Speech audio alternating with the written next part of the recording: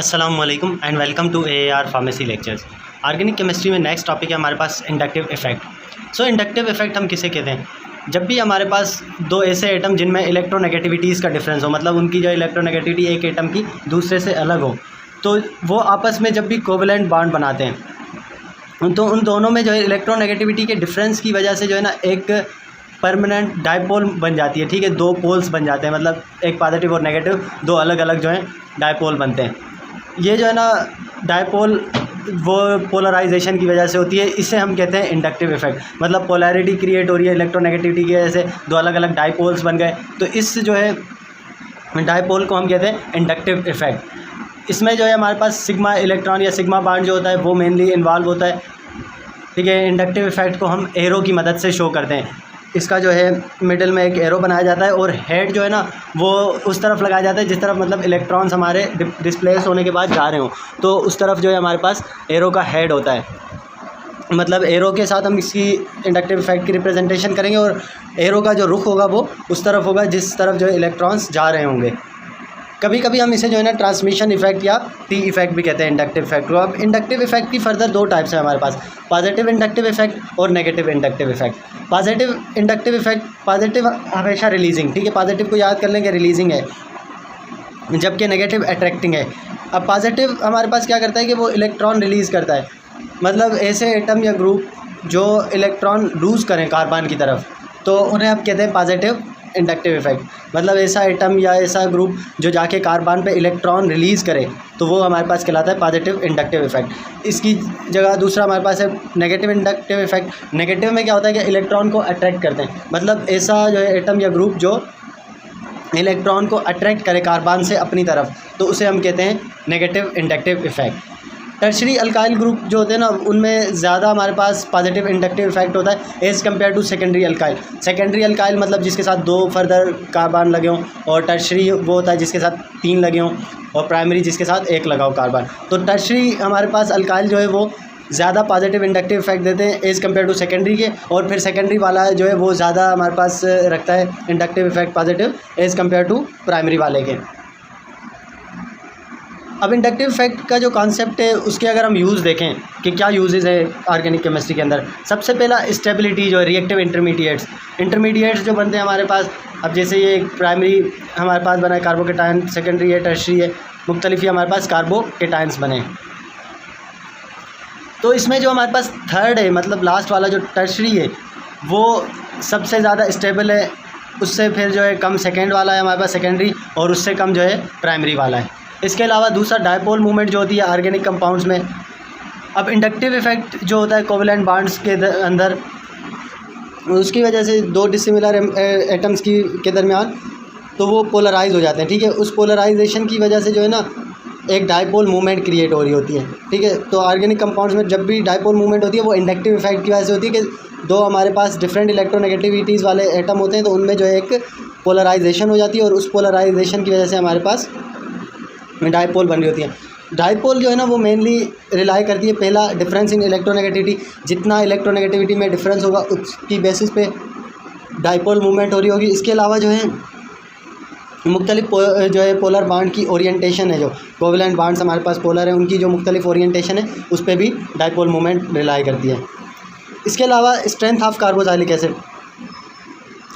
अब strength of carboxylic acid में किस तरह से ये अपना रोल प्ले करते हैं, जो इलेक्ट्रॉन विथड्राइंग ग्रुप है, ठीक है, मतलब इलेक्ट्रॉन विथड्रा करेंगे तो नेगेटिव चार्ज को निकाल लेंगे तो पीछे जो है हमारे पास पॉजिटिव चार्ज ज़्यादा रह जाएगी। तो जो इलेक्ट्रॉन विथड्राइंग ग्रुप हैं वो एसिड स्ट्रेंथ बढ़ाते हैं कार्बोक्सिलिक एसिड की, क्योंकि एसिड स्ट्रेंथ का मतलब ये होता है कि हाइड्रोजन्स जब ज़्यादा होंगे तो एसिड स्ट्रेंथ इंक्रीज़ होती है। तो इलेक्ट्रॉन विथड्राइंग ग्रुप्स जो हैं वो सबके सब एसिड स्ट्रेंथ को इंक्रीज़ करते हैं, जबकि इलेक्ट्रॉन डोनेटिंग जो ग्रुप्स होते हैं वो एसिड स्ट्रेंथ को डिक्रीज़ कर रहे होते हैं। नेक्स्ट टॉपिक है हमारे पास इलेक्ट्रोमेरिक इफेक्ट। इलेक्ट्रोमेरिक इफेक्ट जो है एक टेम्पररी इफेक्ट होता है, इसमें जो है पाई इलेक्ट्रॉन्स इन्वॉल्व होते हैं। जिस तरह प्रीवियसली हमारे पास सिग्मा इलेक्ट्रॉन या सिग्मा बॉन्ड इन्वॉल्व था इंडक्टिव इफेक्ट में, तो इलेक्ट्रोमेरिक इफेक्ट में पाई इलेक्ट्रॉन्स या पाई बॉन्ड इन्वॉल्व होता है। जो भी मल्टीपल बॉन्ड सिस्टम है जैसे डबल बॉन्ड वाले या ट्रिपल बॉन्ड वाले, उन एटम्स में से जो हमारे पास पाई इलेक्ट्रॉन्स हैं वो इन्वॉल्व होते हैं इलेक्ट्रोमेरिक इफेक्ट में। तो ये एक टेम्पररी इफेक्ट है। ठीक है, इसकी भी फर्दर हमारे पास दो टाइप्स हैं, पॉजिटिव इलेक्ट्रोमेरिक इफेक्ट और नेगेटिव। पॉजिटिव मतलब क्या होगा कि इलेक्ट्रॉन डोनेटिंग, मतलब जब भी जो है ना पाई इलेक्ट्रॉन्स वो हमारे पास निकलें और जो अटैकिंग ग्रुप है, ठीक है, उसके साथ अटैच हों, मतलब इलेक्ट्रॉन्स गए और वो इलेक्ट्रॉन जाके जो अटैकिंग ग्रुप है उसके साथ अटैच हुए, तो ये हमारे पास कहलाएगा पॉजिटिव इलेक्ट्रोमैग्नेटिक इफ़ेक्ट, मतलब इलेक्ट्रॉन्स जो हैं वो डोनेट हो गए। इसके अलावा दूसरा है हमारे पास इलेक्ट्रोमैग्नेटिक इफ़ेक्ट नेगेटिव, ठीक है, उसमें है इलेक्ट्रॉन विथड्राइंग। इलेक्ट्रॉन विथड्राइंग मतलब जो पाए इलेक्ट्रॉन्स हैं ना हमारे पास डबल बॉन्ड के, वो ट्रांसफ़र होंगे मगर वहाँ पर नहीं जाएंगे जो हमारे पास अटैकिंग ग्रुप है, तो ये हमारे पास कहलाएगा नेगेटिव इलेक्ट्रोमैग्नेटिक इफ़ेक्ट, मतलब इलेक्ट्रॉन वहाँ से आएंगे जबकि जो है ना उसी डबल बॉन्ड वाला जो हमारे पास पाई बॉन्ड वाला सिस्टम है वहाँ पर रहेंगे, वहाँ से जो है वो मूव होके जो रिएजेंट था या अटैकिंग ग्रुप था उसके साथ अटैच नहीं होंगे, तो वो कहलाएगा हमारे पास नेगेटिव इलेक्ट्रोमैग्नेटिक इफ़ेक्ट। अब अगर हम डिफरेंसेस देखें इंडक्टिव इफ़ेक्ट और इलेक्ट्रोमैग्नेटिक इफ़ेक्ट में, इंडक्टिव इफ़ेक्ट हमने पहले डिस्कस किया था कि एक परमानेंट है, जबकि इलेक्ट्रोमैग्नेटिक इफ़ेक्ट जो है वो टेम्पररी है। इसके अलावा इंडक्टिव इफ़ेक्ट में हमारे पास सिग्मा बॉन्ड इन्वॉल्व होता है, ठीक है, जबकि इलेक्ट्रोमैग्नेटिक इफ़ेक्ट में पाई बॉन्ड इन्वॉल्व होता है, ठीक है, सिग्मा बॉन्ड इन्वॉल्व होता है तो वो जो है सिर्फ स्लाइड ड्रिफ्टिंग हो रही होती है। जो इंडक्टिव इफ़ेक्ट है उसमें मतलब इलेक्ट्रॉन्स जो हैं ज़्यादा इलेक्ट्रोनेगेटिव ग्रुप की तरफ थोड़े से खुद को मूव कर लेंगे, जबकि जो इलेक्ट्रोमैग्नेटिक इफ़ेक्ट है उसमें जो है कंप्लीट ट्रांसफ़र हो रही होती है पाई इलेक्ट्रॉन्स की। इंडक्टिव इफ़ेक्ट सैचुरेटेड सिस्टम जो भी होते हैं जिनमें मतलब डबल बॉन्ड नहीं होगा उन कंपाउंड्स में होगा, और एटलीस्ट एक पोलर बॉन्ड होना चाहिए, क्योंकि पोलैरिटी होगी, इलेक्ट्रोनेगेटिविटी का डिफरेंस होगा, तभी जो है इंडक्टिव इफ़ेक्ट प्रोड्यूस होगा। जबकि जो इलेक्ट्रोमैग्नेटिक इफ़ेक्ट है ना ये अनसैचुरेटेड कंपाउंड्स मतलब जो डबल बॉन्ड वाले या ट्रिपल बॉन्ड वाले, एक एटलीस्ट इनमें जो है मल्टीपल बॉन्ड होना चाहिए, अब वो चाहे पोलर हो या नॉन पोलर हो। इसके अलावा इंडक्टिव इफ़ेक्ट जो है उसमें कोई भी हमें रिएजेंट की ज़रूरत नहीं पड़ती अटैक के लिए, आउटसाइड रिएजेंट मतलब नहीं चाहिए होता, जबकि इलेक्ट्रोमैग्नेटिक इफ़ेक्ट में हमें जो है आउटसाइड रिएजेंट की ज़रूरत पड़ती है। जब तक कोई इलेक्ट्रोफाइल या जो है न्यूक्लियोफाइल वगैरह अटैक नहीं करेगा तब तक वो जो है रिएक्शन प्रोसीड नहीं हो रहा होता। इसके अलावा जो हमारे पास इंडक्टिव इफ़ेक्ट था उसमें पार्शियल चार्जेस बन रही होती हैं, ठीक है, पार्शियली नेगेटिव पार्शियली पॉजिटिव, तो कंप्लीट आयंस नहीं बनते उसमें, मतलब पार्शियल सिर्फ जो है ना चार्जेस की सेपरेशन होती है, जबकि इलेक्ट्रोमैग्नेटिक इफ़ेक्ट में इलेक्ट्रॉन की कंप्लीट ट्रांसफ़र थी, ठीक है, तो इलेक्ट्रॉन की कंप्लीट ट्रांसफ़र की वजह से उसमें जो है आयंस की फॉर्मेशन हो रही होती है। नेक्स्ट टॉपिक है हमारे पास रेजोनेंस या मेसोमेरिज्म। अब हमारे पास थ्योरी ऑफ रेजोनेंस जो दी गई है इसके मुताबिक मालिक्यूल दो या दो से ज़्यादा जो है ना लेविस स्ट्रक्चर या रेजोनेंस स्ट्रक्चर कैरी कर सकता है, ठीक है, जो सिर्फ पोजीशन ऑफ इलेक्ट्रॉन्स में डिफ़र करती हैं मगर एक्चुअल उनमें एटम्स डिफ़र नहीं होते, सिर्फ मतलब जो इलेक्ट्रॉन की पोजीशन होती है सिर्फ वो जो है उनमें चेंज हो रही होती है, तो उन्हें हम कहते हैं रेजोनेंस स्ट्रक्चर। मतलब जो एक्चुअल स्ट्रक्चर होती है ना मालिक्यूल की वो किसी भी जो है रेजोनेंस स्ट्रक्चर से हम रिप्रेजेंट कर देते हैं, जो कि हाइब्रिड है, मतलब उन सब स्ट्रक्चर का एक्चुअल स्ट्रक्चर्स जो हैं वो हमारे पास इन सब रेजोनेंस स्ट्रक्चर का हाइब्रिड होता है, मतलब उसमें एक में हम देखेंगे कि इलेक्ट्रॉन्स की पोजीशन चेंज है, दूसरे में चेंज है, तो फिर इन सब की एक रेजोनेंस स्ट्रक्चर बनाई जाती है, तो वो इन सब का हाइब्रिड होता है। या जो है दूसरा हम क्या से कह सकते हैं कि एक्चुअल मालिक्यूल जो होगा ना वो हाइब्रिड होगा या मीज़ोमर होगा तमाम उन लेविस स्ट्रक्चर का, जिन्हें जो है हम कंट्रीब्यूटिंग या कैनोनिकल फॉर्म्स बोल रहे होते हैं। अब इस थ्योरी के मुताबिक क्या है कि कैनोनिकल फॉर्म की एक्चुअल कोई रियल एग्जिस्टेंस नहीं है, ठीक है, एक्चुअली मतलब हमारे पास रेजोनेंस स्ट्रक्चर ही होती है, जो कैनोनिकल फॉर्म्स हैं वो एक्चुअली एग्जिस्ट नहीं करती। कैरेक्टरिस्टिक्स अगर हम देखें रेजोनेंस हाइब्रिड के, पहला स्टेबिलिटी, रेजोनेंस हाइब्रिड या जो एक्चुअल मालिक्यूल है हमारे पास ये जो है ना हमेशा स्टेबल होता है, ठीक है, मतलब क्या होगा कि ये जो कैनोनिकल फॉर्म्स हैं उनके कंपैरिजन में ये ज़्यादा स्टेबल होगा। ये स्टेबिलिटी क्यों होती है, जो है डीलोकलाइजेशन जो हो रही होती है इलेक्ट्रॉन्स की उनकी वजह से जो है ये स्टेबिलिटी होती है, जो हम मेजर करते हैं रेजोनेंस एनर्जी की फॉर्म में, ठीक है, मतलब जितना ज़्यादा रेजोनेंस स्ट्रक्चर होंगी तो उतनी ही ज़्यादा डीलोकलाइजेशन होगी और उतनी ही ज़्यादा जो है उसमें रेजोनेंस एनर्जी होगी। रेजोनेंस एनर्जी मतलब जो एक्चुअल एनर्जी और हमारे पास रेजोनेटिंग स्ट्रक्चर में होती है ना उनका डिफरेंस जो आ रहा होता है, तो वो जितनी ज़्यादा रेजोनेंस एनर्जी होगी उतना जो है स्टेबल हमारे पास एक्चुअल मालिक्यूल होगा। या दूसरा हम सिंपली ये कह सकते हैं कि रेजोनेंस एनर्जी ज़्यादा होगी तो कंपाउंड ज़्यादा स्टेबल है। इसके अलावा सेकंड बॉन्ड लेंथ जब भी रेजोनेंस हाइब्रिड में अगर हम देखेंगे तो वो एक्चुअल जो उसकी स्ट्रक्चर्स थी ना हमारे पास, मतलब हाइब्रिड मालिक्यूल एक्चुअल और जो दूसरी कैनोनिकल फॉर्म्स थी जिनकी कोई एग्जिस्टेंस नहीं होती, उनको हम देखें तो दोनों में जो है बॉन्ड लेंथ का बहुत डिफरेंस होता है। फॉर एग्जांपल हमारे पास एक जो है कार्बन कार्बन बॉन्डेड है बेंजीन, ठीक है, उसकी हम रेजोनेंस स्ट्रक्चर देखें तो उनमें जो है बॉन्ड लेंथ हमारे पास 139 pm है। जबकि अगर इसी की जगह हम उसकी केकूल स्ट्रक्चर देखें तो उसमें दो तरह के कार्बन कार्बन बॉन्ड होते हैं, एक कार्बन कार्बन सिंगल बॉन्ड और एक कार्बन कार्बन डबल बॉन्ड। जो कार्बन कार्बन सिंगल बॉन्ड है वो 154 pm वाले होंगे, जबकि कार्बन कार्बन डबल बॉन्ड जो है वो 134 pm वाले होंगे। तो अब ये जो है बॉन्ड लेंथ रेजोनेंस वाली स्ट्रक्चर से डिफरेंस आ गई। इसके बाद नेक्स्ट टॉपिक है हमारे पास मीज़ोमेरिक इफ़ेक्ट। मीज़ोमेरिक इफ़ेक्ट हम किसे कहते हैं? ये जो है इन्वॉल्व करता है पाई इलेक्ट्रॉन्स को, जो भी डबल बॉन्ड या ट्रिपल बॉन्ड हमारे पास है उसके जो पाई बॉन्ड्स हैं उनको इन्वॉल्व करता है मीज़ोमेरिक इफ़ेक्ट।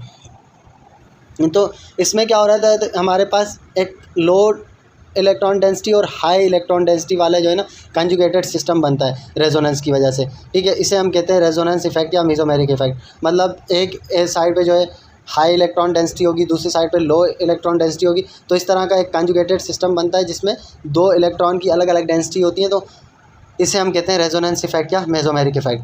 टाइप्स अगर हम देखें मीज़ोमेरिक इफ़ेक्ट की, नेगेटिव मीज़ोमेरिक इफ़ेक्ट और पॉजिटिव मीज़ोमेरिक इफ़ेक्ट। नेगेटिव मीज़ोमेरिक इफ़ेक्ट हमारे पास क्या होता है, जो इलेक्ट्रॉन को विदड्रॉ करता हो, मतलब वो एटम या ग्रुप जो हमारे पास कार्बन से इलेक्ट्रॉन को विदड्रॉ करें उन्हें हम कहते हैं नेगेटिव मीज़ोमेरिक इफ़ेक्ट, ठीक है। मतलब उनमें जो है नेगेटिव मीज़ोमेरिक इफ़ेक्ट होता है, ऐसे एटम या ऐसे ग्रुप जो इलेक्ट्रॉन को विदड्रॉ करें कार्बन से।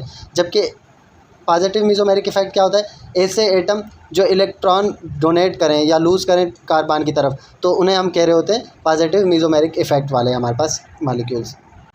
नेक्स्ट टॉपिक है हमारे पास हाइपर कॉन्जुगेशन। हाइपर कॉन्जुगेशन भी जो है एक डीलोकलाइजेशन की जो है टाइप है, मतलब एक और किस्म है ये हमारे पास डीलोकलाइजेशन की। ये भी जो है कंपाउंड्स को स्टेबिलिटी प्रोवाइड करती है। ये स्पेशल मतलब कॉन्जुगेशन हमारे पास जो है रेजोनेंस की टाइप है। इस इफेक्ट में को जो है बेकर नेथन इफेक्ट या जो है नो बॉन्ड रेजोनेंस भी कहा जाता है, ठीक है। इंपॉर्टेंस क्या है हाइपर कॉन्जुगेशन की? पहला तो ये स्टेबिलिटी प्रोवाइड करता है कार्बोकेटायन और फ्री रेडिकल को। अब स्टेबिलिटी का ऑर्डर कैसे, हमारे पास जो टर्शरी कार्बोकेटाइंस होते हैं या फ्री रेडिकल्स हैं उनकी स्टेबिलिटी ज़्यादा है एज़ कम्पेयर टू सेकेंडरी के, और उनकी जो है हमारे पास स्टेबिलिटी सेकेंडरी वालों की ज़्यादा है as compare to primary free radicals के। इसी तरह ये जो स्टेबिलिटी ऑफ अल्कीन्स में भी hyperconjugation main role play करती है। अल्कीन जिनमें ज़्यादा अल्काइल ग्रुप्स हों, ठीक है, मतलब जो डबल बॉन्डेड हमारे पास कार्बन कार्बन एटम्स हैं उनके साथ ज़्यादा अल्काइल ग्रुप अटैच होंगे तो उसकी वजह से वो ज़्यादा स्टेबल होगा कंपाउंड, ठीक है। तो हमने पहले ही कहा कि ये जो हाइपर कॉन्जुगेशन है ये कंपाउंड्स को स्टेबिलिटी प्रोवाइड करता है। अब लार्ज नंबर ऑफ अगर अल्काइल ग्रुप होंगे तो उतनी ही ज़्यादा जो है ना हाइपर कॉन्जुगेशन स्ट्रक्चर्स बनेंगी उसके अंदर, ठीक है। जितने मतलब अल्काइल ग्रुप ज़्यादा, हाइपर कॉन्जुगेशन स्ट्रक्चर ज़्यादा, और फिर जो है जितनी ये हाइपर कॉन्जुगेशन स्ट्रक्चर ज़्यादा होंगी तो वो जो है उसको इतना ही ज़्यादा स्टेबल बनाएगा अल्कीन को। नेक्स्ट टॉपिक है हमारे पास एरोमेटिसिटी। एरोमेटिसिटी हम किसे कहते हैं? 19th सेंचुरी के दौरान ना हमारे पास बहुत ज़्यादा ऑर्गेनिक कंपाउंड्स आइसोलेट किए गए थे, बाल्सम, रेजिन और इस तरह के जो है ना। अब एरोमेटिक इन्हें क्यों कहा गया था? क्योंकि इनमें एक एरोमा था, स्मेल थी, फ्रेगरेंट स्मेल की वजह से इनका नाम पड़ गया था एरोमेटिक।